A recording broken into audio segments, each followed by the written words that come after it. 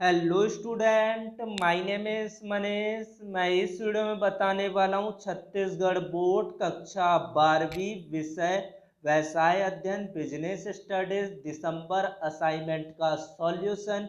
इस वीडियो में बताने वाला हूँ, तो स्टूडेंट वीडियो को लाइक शेयर और यूट्यूब चैनल को सब्सक्राइब कर ले। वीडियो को शुरू करते हैं। 5 प्रश्न यहाँ पर दिया गया है, सभी प्रश्नों के उत्तर इस वीडियो में देखते हैं। पहला प्रश्न है, वित्तीय प्रबंधक द्वारा लिए जाने वाले वित्तीय निर्णयों का वर्णन कीजिए। कौन कौन से निर्णय लिए जाते हैं? तो पहला पॉइंट है इसका विनियोग निर्णय। यह निर्णय उन संपत्तियों के ध्यानपूर्वक चयन से संबंधित होता है जिनमें फर्मों द्वारा अपने फंड में निवेश किया जाएगा। एक फर्म के पास अपने फंड में निवेश करने के कई विकल्प होते, परंतु फर्म को अधिक उपयुक्त विकल्प का चयन करना पड़ता है। वित्त व्यवस्था संबंधी निर्णय वित्तीय निर्णय से आशय यह निर्धारित करने से पूंजी डोने में स्वामी के कोष तथा ऋण कोषों का क्या अनुपात रहना चाहिए। लाभांश संबंधी निर्णय, तो इस तरह से आपको पहले का उत्तर देना है। 3 पॉइंट में इसका आंसर होगा। पहला पॉइंट आपका विनियोग निर्णय, दूसरे पॉइंट में आएगा वित्त संबंधी निर्णय, तीसरा होगा लाभांश संबंधी निर्णय। वृत्ति नियोजन कितने प्रकार के होते हैं? तो वृत्ति नियोजन 3 प्रकार के होते हैं, जो निम्न प्रकार से है।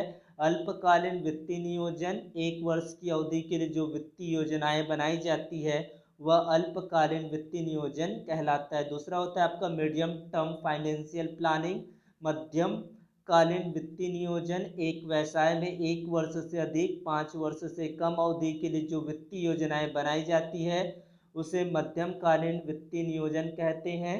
मध्यम कालीन वित्तीय नियोजन संपत्तियों के प्रतिस्थापन, रख रखाव, शोध एवं विकास कार्यों को चलाने, अल्पकालीन उत्पादन कार्यों को व्यवस्थित करने तथा बढ़ी हुई कार्यशील पूंजी की विशिष्ट आवश्यकताओं को पूरा करने के लिए बनाई जाती है।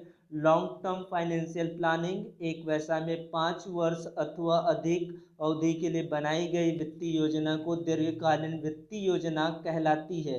दीर्घकालीन वित्तीय योजना विस्तृत दृष्टिकोण पर आधारित योजना होता है जिसमें संस्था के सामने आने वाली दीर्घकालीन समस्याओं के समाधान हेतु कार्य किया जाता है। निवेश निर्णय को प्रभावित करने वाले घटक निम्न प्रकार के होते हैं। व्यवसाय की प्रकृति, नेचर ऑफ बिजनेस, कंपनी के व्यवसाय की प्रकृति व्यवसाय को सर्वाधिक प्रभावित करती है। जो संस्थाएं निर्माणकारी कार्य में लगी होती है उनमें स्थायी पूंजी की अधिक तथा कार्यशील पूंजी की आवश्यकता कम पड़ती है। आपकी अनिश्चितता एवं नियमितता, तो पूंजी संरचना पर आय की निश्चितता एवं अनियमितता पर भारी प्रभाव पड़ता है। आय की संभावना के अनुरूप ही पूंजी संरचना करनी चाहिए। उसके बाद भावी योजनाएं, फ्यूचर प्लानिंग, किसी उपक्रम की पूंजी संरचना में वर्तमान आवश्यकताओं के साथ साथ उसकी भावी विकास योजनाओं को भी ध्यान में रखा जाता है। परिचालन अनुपात, ऑपरेटिंग रेशियो, किसी व्यवसाय में कुल आय का जितने प्रतिशत भाग परिचालन व्ययों में प्रयुक्त होता है उसे परिचालन अनुपात कहते हैं। परिचालन अनुपात जितना ऊंचा होगा पूंजी ढांचे के ऋणगत प्रतिभूतियों का भाग उतना ही कम रखा जाता है। समता पर व्यापार, ट्रेडिंग ऑन इक्विटी, अगर कंपनी के प्रवर्तक कम से कम पूंजी द्वारा अधिकतम संपत्तियों पर नियंत्रण प्राप्त करने की अभिलाषा रखते हैं तो वो समता पर व्यापार की नीति को अपनाते हैं। उसके बाद वित्तीय प्रबंधन की भूमिका आपको बताना है, किस प्रकार की उसमें भूमिका होती है। चौथा ये प्रश्न है, तो सबसे पहला जो पॉइंट बनेगा वो होगा आपका स्थायी संपत्तियों का निर्धारण। एक व्यावसायिक संगठन के लाभों में स्थायी संपत्तियों का महत्वपूर्ण योगदान होता है।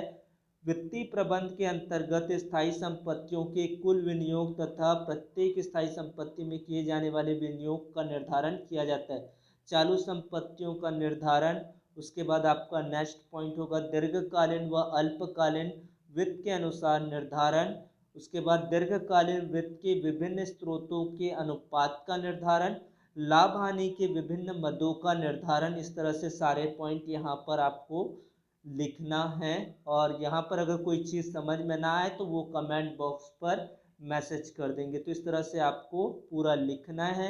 लाभ हानि खाते के विभिन्न मदों का निर्धारण, व्यवसाय के लाभ हानि खाते के सभी मदें वित्तीय प्रबंध के निर्णयों द्वारा प्रभावित होती है। उदाहरण के लिए ब्याज का संबंध ऋणों की राशि से है, इस डेप्रिसिएशन का संबंध दीर्घकालीन संपत्तियों की राशि से है, डिस्काउंट का संबंध तरलता की स्थिति से है। इस तरह से आपको बताना है। उसके बाद एक श्रेष्ठ वित्तीय नियोजन की विशेषताएं निम्न प्रकार से। सबसे पहला सिंप्लिसिटी, किसी भी उद्योग के लिए पूंजी प्राप्त करने की इस प्रकार की योजना हो जिसका आधार एवं अनुमान सरलता से लगाया जा सके और उसका प्रबंध भी सुविधाजनक हो।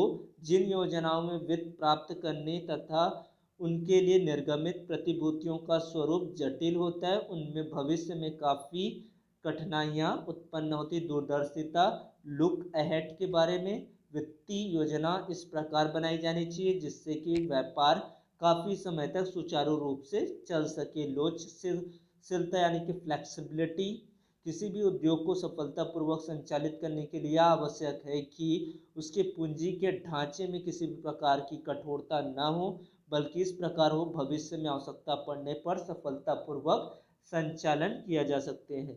उसके बाद आपका है तरलता और उपयोगिता, यूटिलिटी। उद्योग में जितनी भी पूंजी लगाई जाती है उसका सही सही उपयोग किया जाना चाहिए जिससे कि वर्ष के अंत में अंशधारियों को उचित दर पर सही लाभांश दिया जा सके। विनियोगकर्ता इस उद्योग की ओर से पूंजी लगाने के लिए आकर्षित हो सके। तो इस तरह से मैंने सारे आंसर बता दिए। कोई भी क्वेश्चन पर आपको डाउट लगते हैं वो कमेंट बॉक्स पर मैसेज कर देंगे। और एनुअल एग्जाम की प्रिपरेशन के लिए इम्पोर्टेंट क्वेश्चन विद आपको प्लानिंग चाहिए तो आप कमेंट बॉक्स पर और टेलीग्राम चैनल को ज्वाइन कर लेंगे। Thank you.